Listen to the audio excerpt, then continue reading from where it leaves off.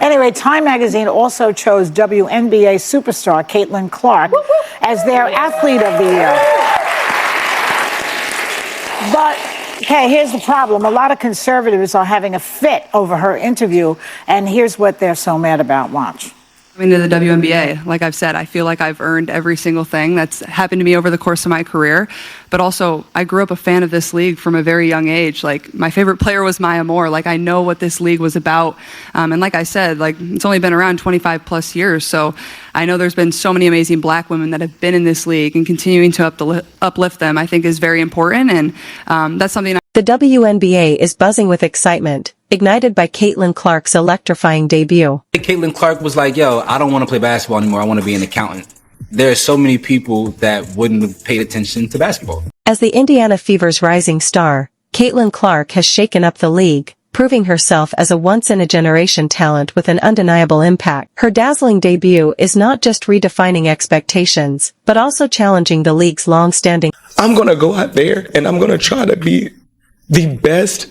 I get y'all saying best player in the world. That's great. It looks great. But I want to be the best person. I want to be the best teammate, because that's how I get the best out of my team.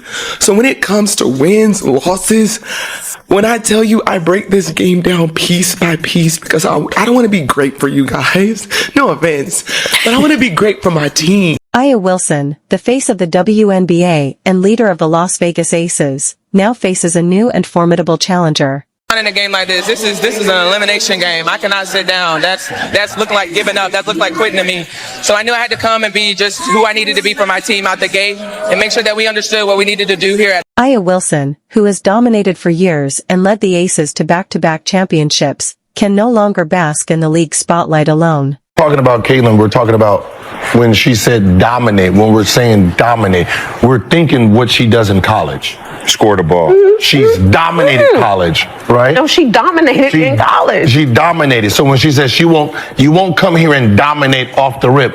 Averaging 17 is not dominated compared to averaging 30-something for 4. Clark's on-court magic, headline-grabbing three-pointers, no-look passes, and the ability to electrify entire arenas has captivated fans and media alike. Caitlin Clark and everything that she has done in this game. We thought we'd do a little top of the top, her top historic. It's probably going to take us to the end of the show from her career. Yeah, we're just going to another one. Yeah, another one. We're starting with this. She hits a three at the buzzer to upset number 2 Indiana in this one. She's done this multiple times. She's done it with a step back, with this drifting maybe a double team. Look at Rebecca Love. Her games are smashing viewership records, her jersey sales are skyrocketing, and her presence is making the WNBA impossible to overlook. Why is she being bullied? Why is that wrong? Why is she being bullied for acknowledging something that's smart, truth, and factual?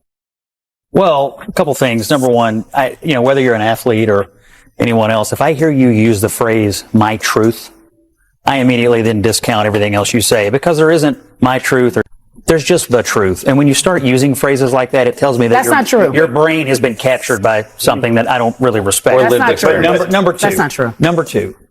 The attention the league got this year was amazing, and it was all because of her. She is an amazing player. The arenas were full when she played in them. The TV ratings were up when she was on television. That's undeniable. But the league still lost like $40 million this year.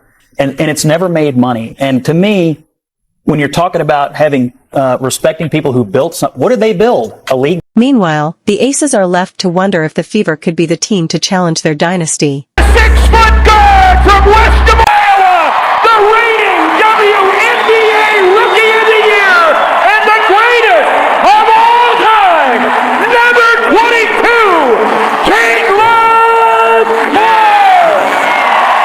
At the heart of it all is a brewing rivalry between Wilson and Clark, setting the stage for a seismic shift in the league's future. One thing is clear. This is just the beginning of a new chapter for the WNBA. Don't miss out on the action. Like this video and subscribe to stay updated on all the latest WNBA drama and stories.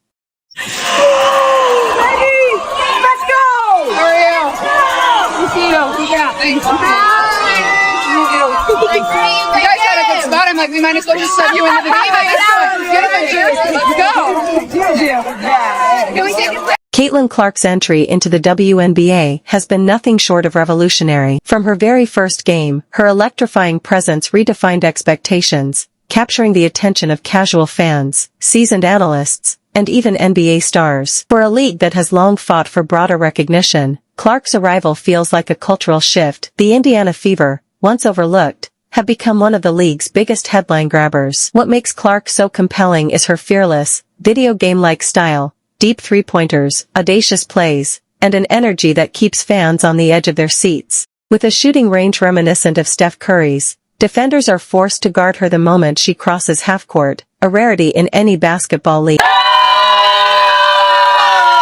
Coach Sides, this is WNBA Commissioner Kathy Engelbert. Caitlin, it feels like just yesterday when I called your name to the stage as the #1 pick in this year's draft. You held the Indiana Fever jersey for the first time, and what a record-breaking season for you and the entire team, full of outstanding performances, and I know all of you, that hard work and dedication, and it's paid off. Yet Clark's influence goes beyond her on-court dominance. She's fueling unprecedented buzz and commercial interest, from skyrocketing viewership numbers to record-breaking jersey sales. Even Aya Wilson, one of the league's most decorated stars, hasn't sparked this level of fervor. Clark isn't just a player, she's a phenomenon, shaking up the WNBA like never before. Meanwhile, Wilson faces a new kind of pressure. As a fixture of WNBA excellence and the league's unofficial face, she now finds her spotlight partially eclipsed by Clark's meteoric rise. Once the center of attention, Wilson is now fielding questions about her rookie counterpart, a situation that undoubtedly stings. Her role as the league's dominant force is being challenged as sponsorships, airtime, and media narratives increasingly shift toward Clark. I'm going to take care of my rookie no matter what. It could be a knee scrub, it could be anything. Like, we're going to take care of her no matter what, because she's one of us. She's our sister. It's someone that we're going to always depend on and count on, but at the same time, cameras be getting in your business. We don't want that. We don't need that. So we try to protect her peace, her mental, and just her emotion. We shouldn't be afraid to show emotion because we're like, oh my God, we're going to turn into a meme. We're like, cameras just don't give us privacy. And I get it. That's their job, to get the shot.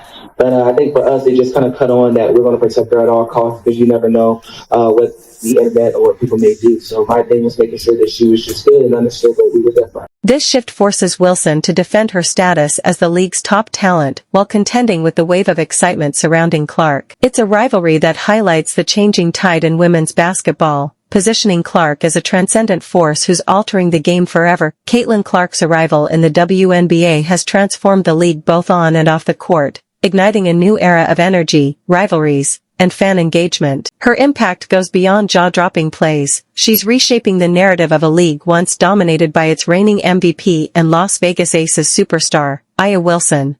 Game of the season, and an enemy territory gets this kind of salute as she exits the game. A brewing rivalry between Clark and Wilson is electrifying the WNBA, signaling a potential shift in power. The Aces, long considered the team to beat, now face a legitimate threat in Clark and her rising Indiana Fever, a team transitioning from underdog status to genuine contender. With Clark's star soaring, the stage is set for a battle that could define the league's future. The once dominant Aces sit atop the league with confidence built on consecutive seasons of success, but Clark's presence is disrupting their stronghold. Her unique skill set, especially her ability to stretch defenses with deep three-point shooting from as far as 30 feet, has exposed the limitations of the Aces' interior-focused defense, anchored by Wilson's dominance in the paint. Suddenly, the Aces look ill-equipped to counter the new, faster, and more dynamic style of play that Clark brings. If Clark's shot is falling and her teammates step up, the Fever could exploit weaknesses even in the most formidable defensive units. The Aces, accustomed to imposing their will, might find themselves scrambling to adjust in a rapidly evolving league. Got the extra details. The golden doodle. Oh! That's golden. She's a golden.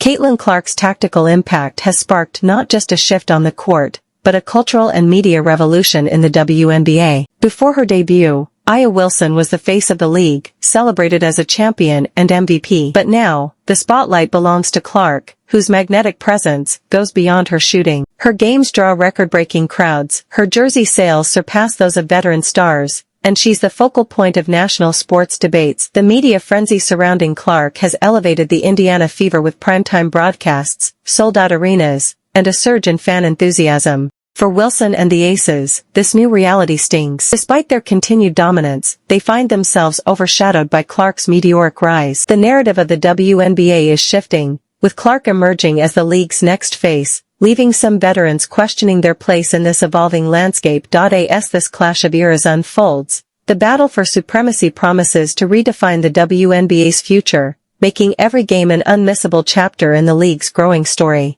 Atlanta would normally have 3,000, 4,000 people. Now they have 17,000 people, and they sold 1,000 standing room only tickets.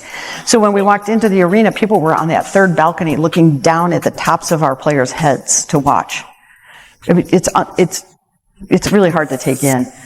After a few away games and all of the sellouts, Caitlin asked the WNBA if they would pay spot bonuses to the away team players. The Indiana Fever have long been defined by their struggles at the bottom of the WNBA standings, but rookie sensation Caitlin Clark has completely changed the narrative. More than just a star athlete, she's a culture changer, exuding confidence and inspiring her teammates. That newfound belief is already translating into results on the court. Once perennial underdogs, the Fever now look like a team no one wants to face. This transformation has rattled even the defending champions, the Las Vegas Aces, who find themselves in uncharted territory. Historically, the Aces have thrived under pressure, meeting every challenge with intensity and treating each matchup like a final. But facing Clark and the rapidly improving Fever is different. A win for Indiana, or even pushing Las Vegas to the brink, would send shockwaves through the league, shattering the perception of the Aces' invincibility.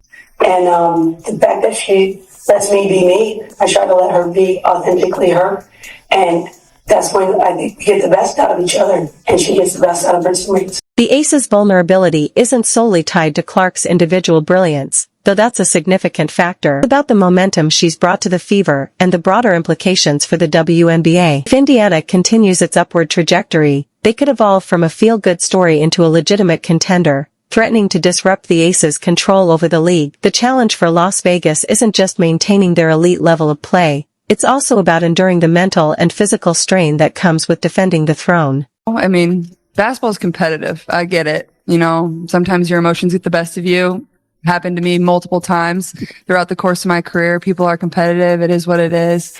You know, and she's having a tremendous season. She's played great basketball in my eyes, probably in first place for 6th player of the year. She's been great off the bench for them. I think she had 25 here last night and really helped them win the game. So no, and that's just not where my focus is. You know, that's not what I think about on a day-to-day basis. I think about my team. I think about ways that I can get better.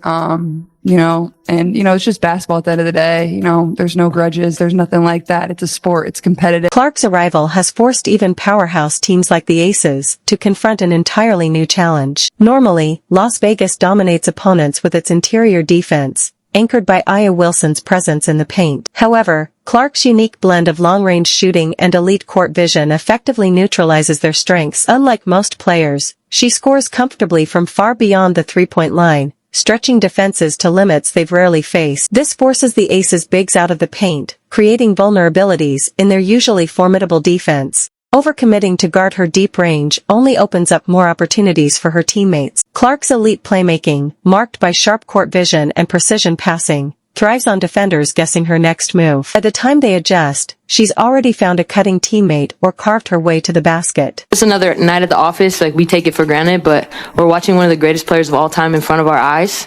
And it's like, dang, like, I think that's like 28 is like, oh yes, Asia had 28. Like, that's crazy. You know what I mean? Like, I'm serious. I just wish that, like, you know, moving forward, that we're like, it's a unanimous vote this year. You feel me? No, I understand, but there's a difference between MVP and unanimous. Just saying. Okay. For the Aces, countering a player like Clark requires significant adjustments, but those adjustments come with risks. Disrupting a defensive system that's been rock solid can create unintended vulnerabilities elsewhere. This is what makes Clark so dangerous, not just her ability to outplay teams, but her capacity to force them into tough decisions that destabilize even the most cohesive units. In a league where the margin for error is razor thin, such disruption has the potential to shift the competitive balance, challenging even the most dominant teams to adapt or be left behind. Glad you mentioned that tempo. They struggle. They don't play as well, but here is a huge steal, which again, they play so well in transition.